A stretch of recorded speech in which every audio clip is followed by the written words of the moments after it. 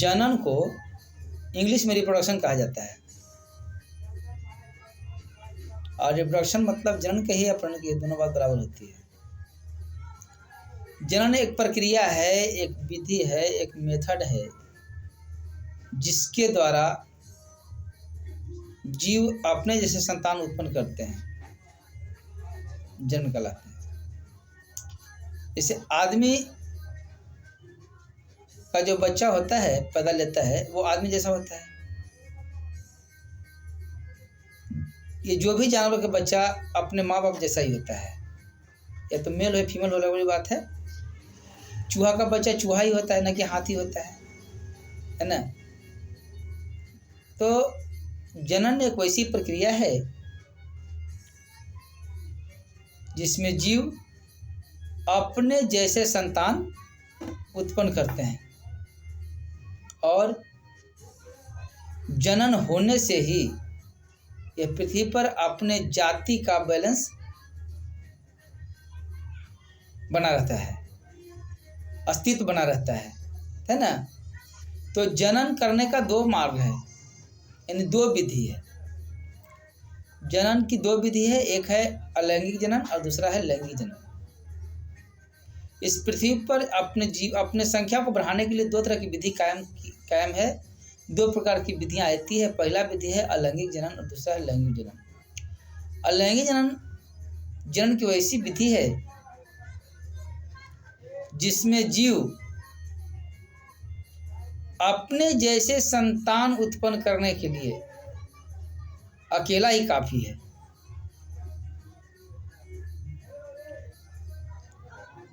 जैसे आप देखे होंगे, ईख का पेड़ देखे होंगे आप। एक ईख है, उसके इंटरनोड छोड़ के सब जगह काट दीजिए, और एक डाल को 10 जगह काट देते हैं, तो 10 जगह रोप देते हैं। उसको हम लोग रोपते हैं ना, अब 10 जगह से नए नए प्लांट जमता है। तो अकेला एक पेड़ कई पेड़ों को जन्म दिया। या गुलाब के टहनी को देख लीजिए आप, गुलाब के टहनी को देखते हैं आप, तो गुलाब के टहनी को हम 10 जगह काट देते हैं, 10 जगह रोप देते हैं, तो गुलाब के टहनी से 10 गुलाब के पेड़ बन जाता है। बढ़ते हैं कि नहीं? होते हैं ना, बोलो।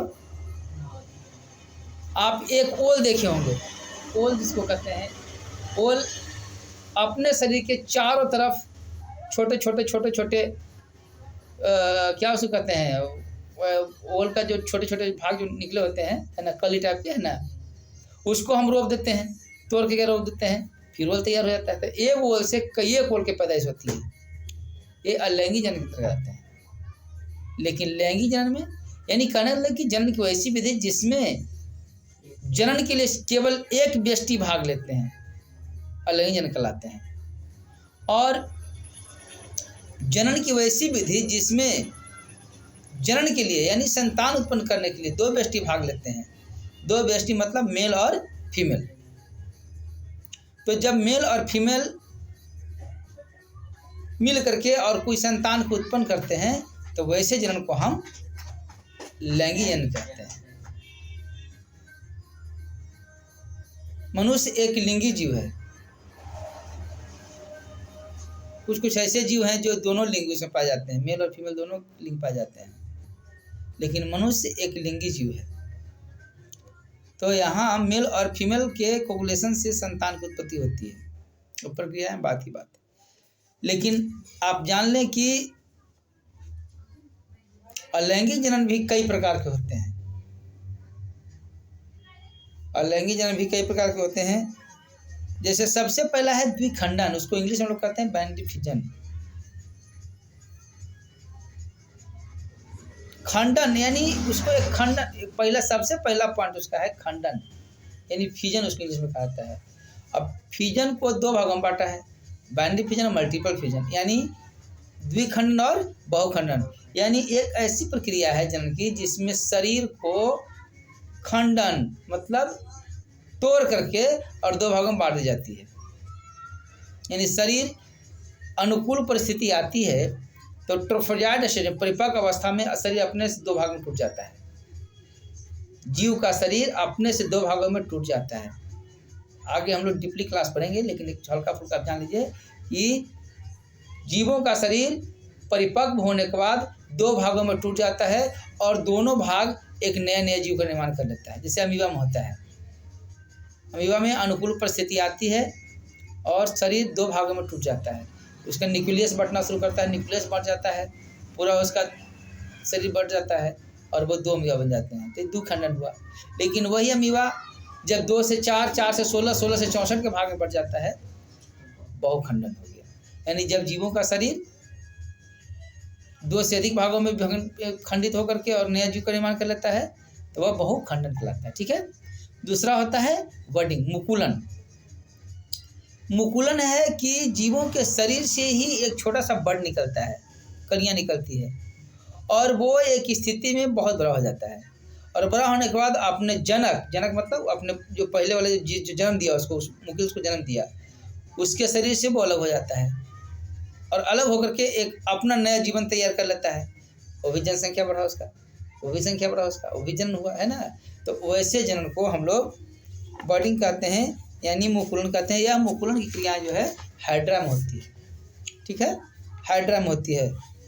और इसके अलावा और बहुत सारे 2 प्रकार के और हैं जनन, है ना। जैसे पुनर्जनन, उसमें होता है कि शरीर का कोई हिस्सा कट छट गया, शरीर का कोई हिस्सा कट छट गया तो जो भाग खो गया, ये 2 भाग टूट गया, है ना। और वो दोनों उसके शरीर के जो खोए हुए भाग हैं वो दोनों भाग एक नए जीव का निर्माण कर लेते हैं। यानी पुनर्जन्म करने का मतलब होता है कि शरीर के खोए हुए भाग पुनः प्राप्त हो जाती है।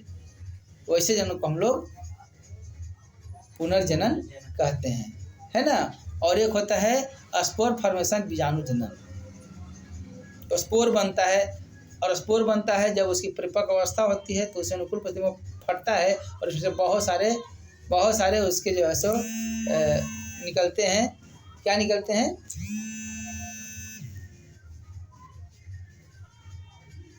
बहुत सारे संतान निकलते हैं, है ना। और वो फ्लाइंग करना शुरू करते उड़ते हैं और बहुत जगह पर जाकर इसके बारे में डिटेल में पढ़ेंगे, है ना। चलिए ठीक है।